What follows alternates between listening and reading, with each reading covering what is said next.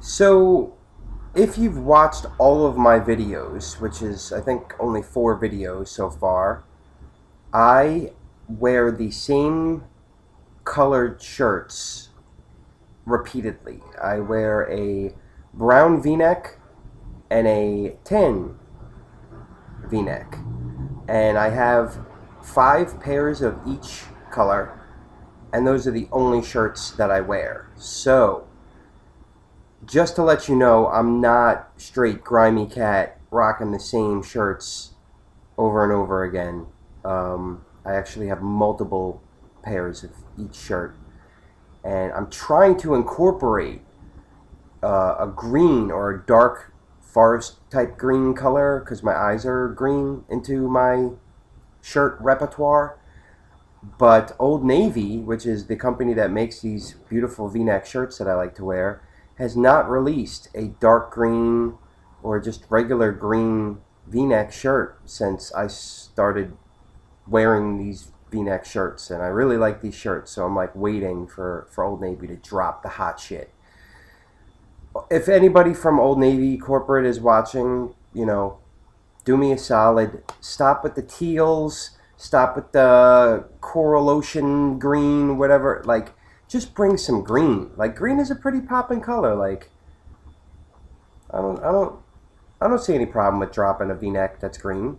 I don't think it'll hurt you guys at all. I mean, you guys have dropped like 8,000 colors over the past year in V-necks and no green. So, anyway, that has nothing, absolutely nothing to do with this video.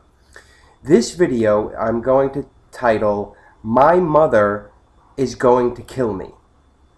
And the reason why, well, I think I've heard the term, I've heard the phrase, "My mother is going to kill me," or "My mother would kill me," or "My father would kill me if he found out." So this is something that I've heard quite a bit in my life. This parent, insert parent, is going to kill me. And this morning I was thinking about these thoughts that come up into my head that I question myself. I question my moral integrity. I question even my sanity, my goodness. And I think maybe I'm a sociopath. Maybe I'm a narcissist. Maybe I'm a psychopath. Maybe I have no integrity. Maybe I have no capacity to be honest. I have no capacity to be courageous. I have no capacity to be brave. I'm just the scum of the earth. I'm just a terrible person. I'm evil. I'm bad. I'm just, I mean, I guess by now you probably already got the picture of what it is that I'm getting at. So I was thinking about that, and I think this thought pattern pops up for me. I mean, that thought pattern popping up at all is more than too much. I mean, even if it pops up once. I mean, but this is something that comes up pretty often. And I thought, okay, so I'm telling myself that I'm a sociopath. I'm telling myself that I'm a terrible person. I'm telling myself that I'm a narcissist, or I'm just a bad person, or I do bad things to people. I'm a bad person. And there was a memory that popped up. Before I get into the memory, there's the part of me that says I'm a sociopath, I'm a terrible person, but then there's a part of me that believes it. There's a part of me that thinks, oh, it's like a panicky sort of, oh man, I guess there's no way to stop. Like, if I'm a sociopath, if I'm a narcissist, I mean, there's no way I'm going to be able to get out of this. I mean, I'm going to be if I am a sociopath, if I am a narcissist, then that's who I am. if I am an evil person, that's who I am to my core. And there's no way I could be anything else because I'm already these things. So I feel like a panic about it. I feel like really like stuck and fucked and just like it feels like a sort of infinity loop sort of thing that plays on in my head at different times.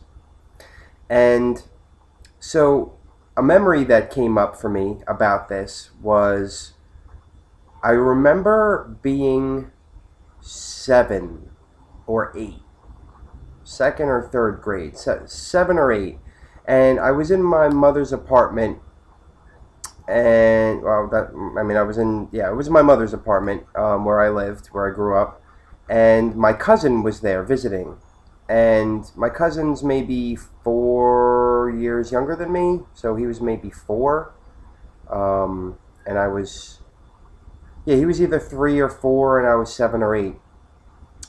And we were playing, and I remember this is how you know I'm old. My mother had a phone that had a cord.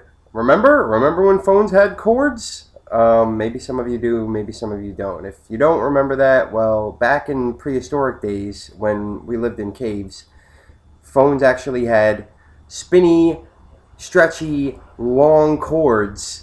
My mother had one that was like 50 feet long. I mean, this thing would go all the way to the other side of the apartment if need be.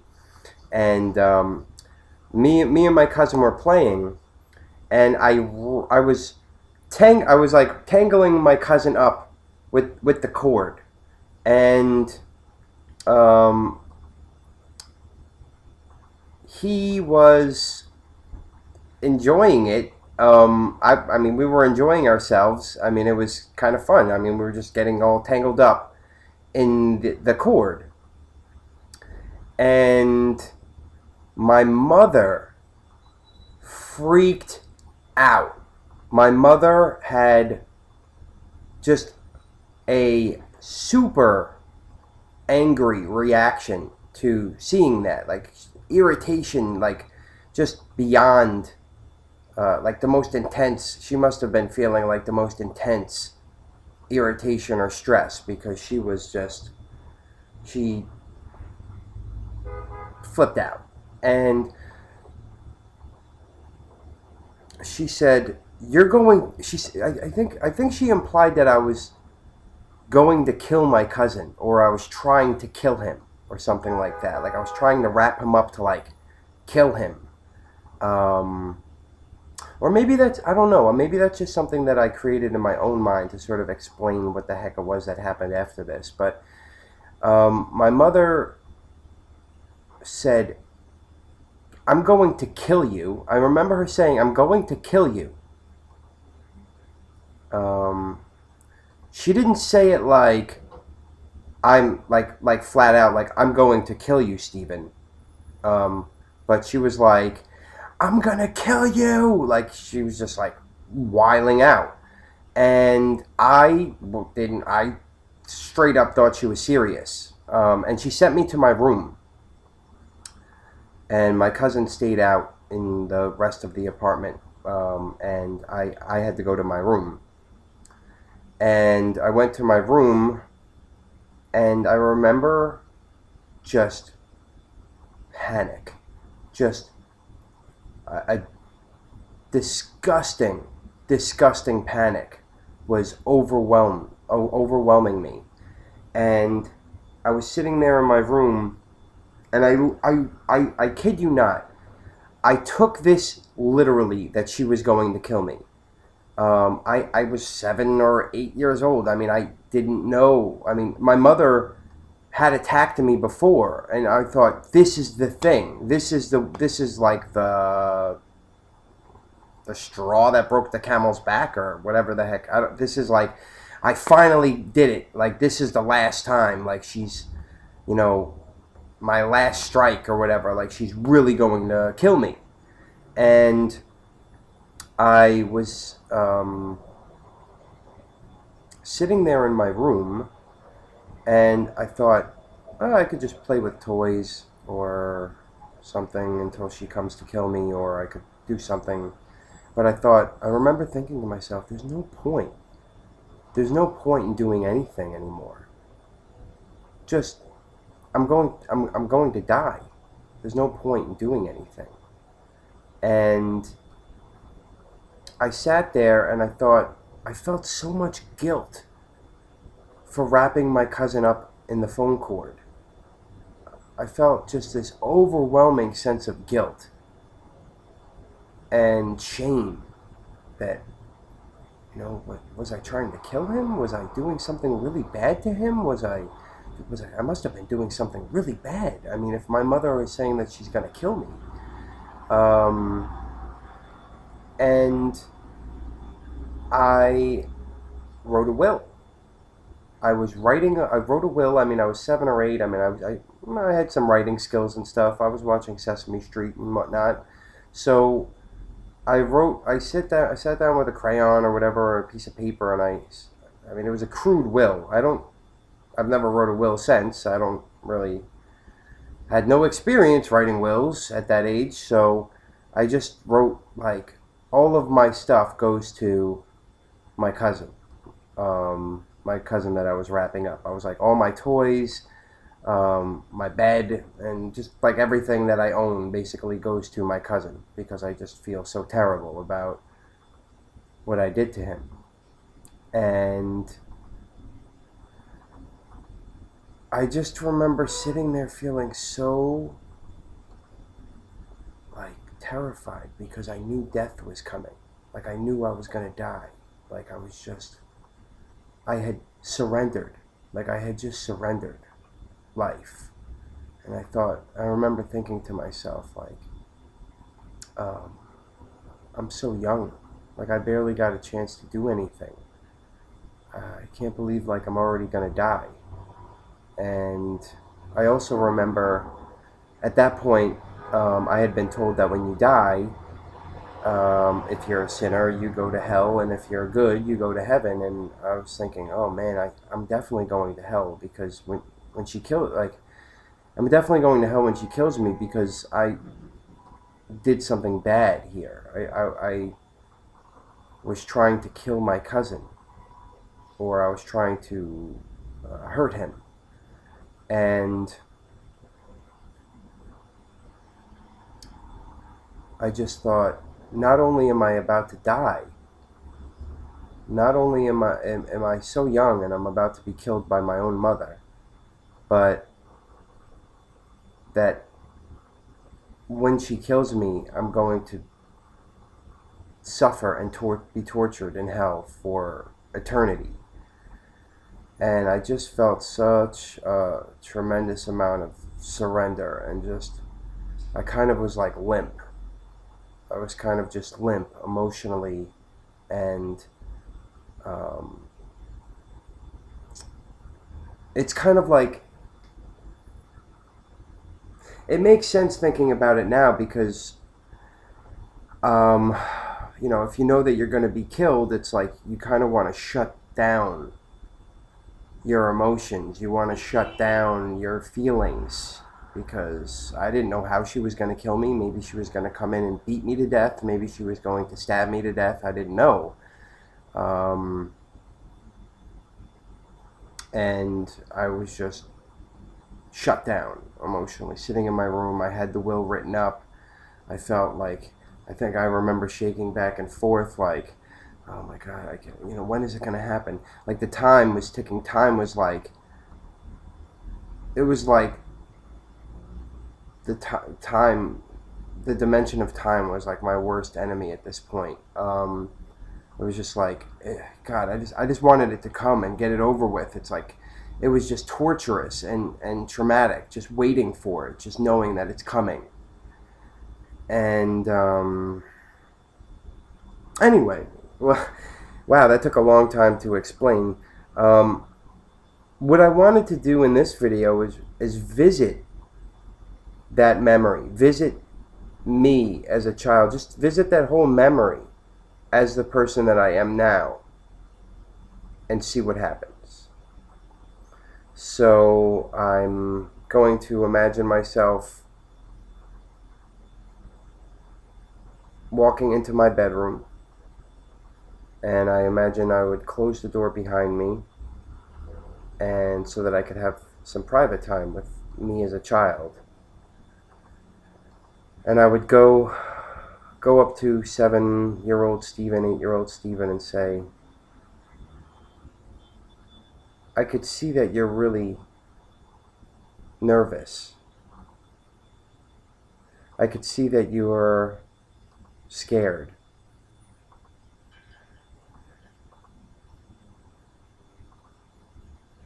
Is there anything that I could do for you? Is there anything that you would like me to do? Is there anything you would like me to hear? So 7-year-old Stephen would say, my mother's gonna kill me. I'm going to die, and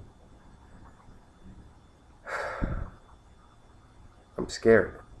I didn't mean to do anything. I didn't know that wrapping my cousin up in the cord was going to lead to this. I don't want to die. I don't know why my mom wants to kill me. I don't think she should want to kill me. I try to be good. I try to be a good person.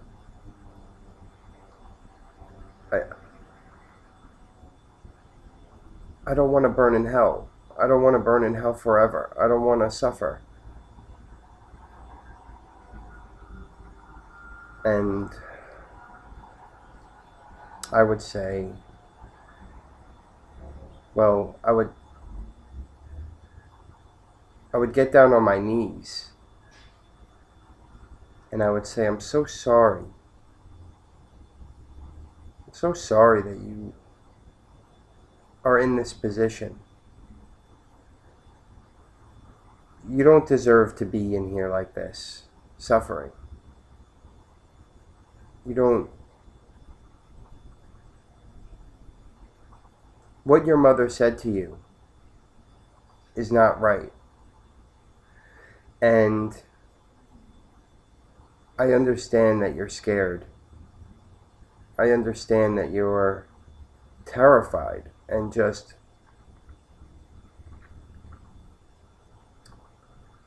feeling so hopeless and helpless. I could feel that. I could see that. And I don't think that you did anything bad. I don't think that you did anything wrong. I think that you were playing, and I think that you were playing with a lot of energy, and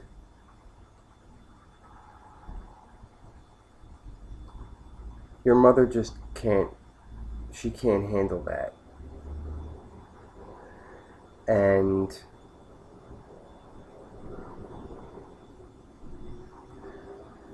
I'm not gonna let her kill you. I'm not gonna let her touch you. She's gonna have to get through me. And I'm telling you right now, that woman is not going to get through me.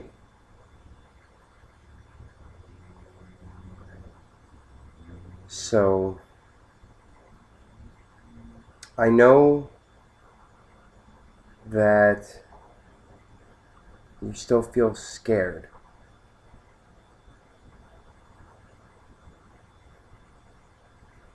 Is there anything else that you need me to understand about the situation? Is there anything else that you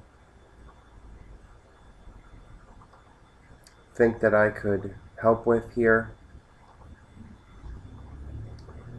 So 8-year-old Stephen says, why does she do these things to me? Why does she want me to think that I'm going to die? Why does she yell at me so furiously? Why is she so mean to me? I is it it must be me. I mean, why would she yell at me like that and tell me she's going to kill me if I didn't do anything?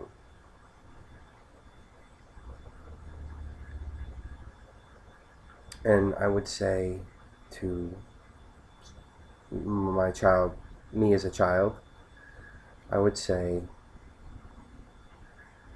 your mother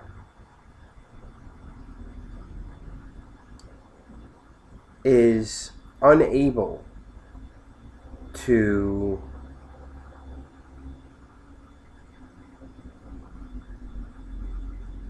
your mother does not your mother is unwilling to or does not know how to process the abuse that she was exposed to when she was a little girl. And that's not really your job to understand. That's her job to understand. And I can assure you that she does these things to you because of her own problems. These are her problems. These were here before you were born. These were here before she ever got pregnant with you. And you don't have to worry about her. It's not your responsibility. That's her responsibility. And if your mother loved you, if she cared about you, she would not do this to you. She's not punishing you because she cares about you. She's not punishing you because she wants you to learn a lesson or because she thinks that you really did do something so terrible. She has her own issues, and I understand that you want to know why, but I think what's more important is that you understand that you didn't do anything bad. You didn't do anything wrong. You aren't crazy. You aren't an evil person. You aren't murderous. You aren't any of these things. You are just a little boy. And I'm so sorry that this is what you live in. That you live in this apartment with this woman that you can't get away from. And I'm here now to give you whatever it is that you need. Whatever it is that you want. I could make anything happen. I could make, you name it. I'm like a genie. I could do anything that you want me to do. You name it. And you don't even have, you have unlimited wishes. You don't even have just 3. You have as many as you want. Okay? And you deserve these wishes. So, what do you think? Do you have anything, any thoughts, any ideas of what I could do for you? So, 8-year-old Stephen says, I don't want to want to be here anymore. I don't like that woman. She makes me feel really bad, and she hurts me, and she doesn't stop hurting me.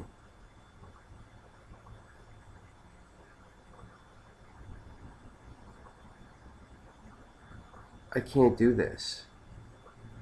I can't stay here.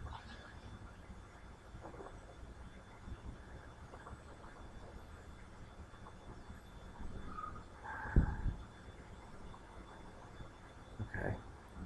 So I would say to my 7-year-old self, I could bring you anywhere you want. I could take you anywhere you want. I could do anything that you want me to do. I promise I will, whatever it is. I trust you. You're a trustworthy boy. You would not ask me to do something for you that's unreasonable. Anything that you want. You say that you don't want to be here anymore.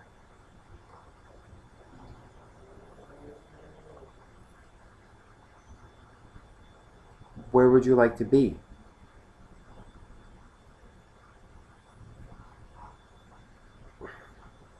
So my 7-year-old self says, you seem like a nice man. I think, can I go with you? Can I stay with you? You seem like someone that will keep me safe. You seem like someone who cares about me. And I would say to my 7-year-old self, of course, I would be extremely honored if you were to stay with me. It would be such a privilege, because you really are a wonderful boy. You really are. I think the world of you. I think that you are just a fantastic boy, and you're very welcome to come with me. And I want to give you a hug. I want to express some real physical compassion towards you. Does a hug sound okay? 7 or 8-year-old me says, I'd really like that. I could really use a hug right now because I feel really scared, and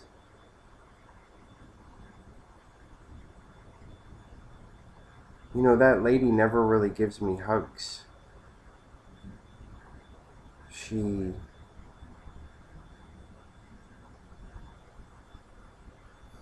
She's not a nice woman to me. And I say, oh, well, I'm sorry. I'm sorry that this is the mother that you ended up with. And I'm sorry that she treats you this way. And I want to reach out and give him a hug. Just a tight one. And thank you for hugging me, because like I said, it's just a real privilege to be close to you and to be able to be talking to you now. You're welcome to come with me when we leave. And is there anything else? Is there anything else I could do? Like I said, I could do anything. I could do anything that you want. What would you like?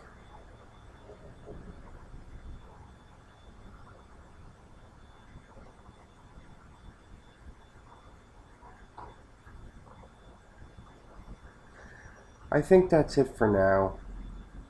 I really want to get to a safe place. Can you take me to a safe place? And I say, yeah, I have my own apartment now. We have our own apartment. Do you want to come stay at my apartment? It's not as nice as this apartment, but it's safer, and um, it's kind of cozy. I think you might like it. And my 7-year-old self says, "Yeah, I want to go. I want to go with you. I want to stay with you at your apartment." So I hold his hands. He reaches out and grabs my hands, and we are going to teleport to my apartment. And we're in my apartment.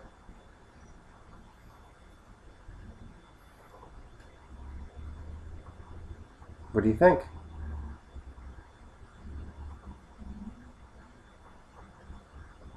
What's that? We can't talk about that on video, but I'll tell you later what that is.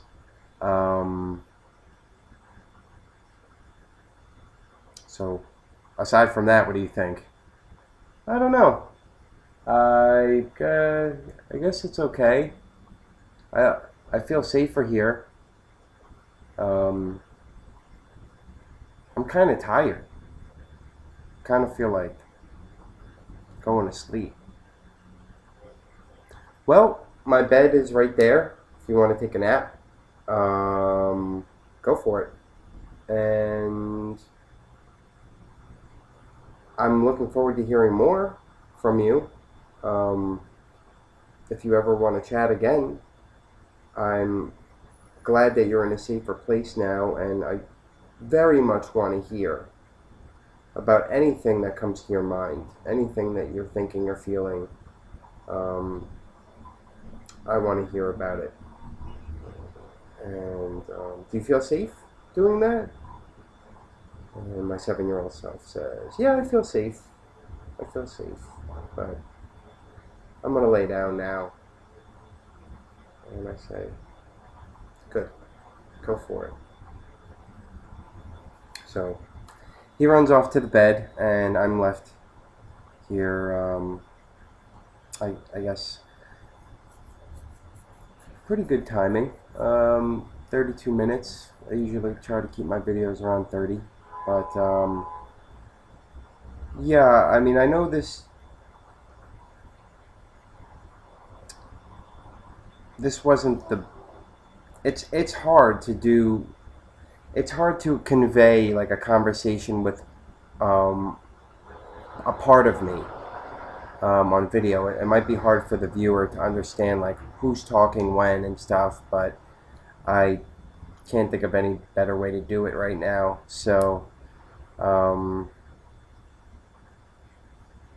maybe I'll figure out some crazy technology in the future and be able to do it differently. But yeah, I mean, this is just an example of how I wanted to work with this part, with this memory.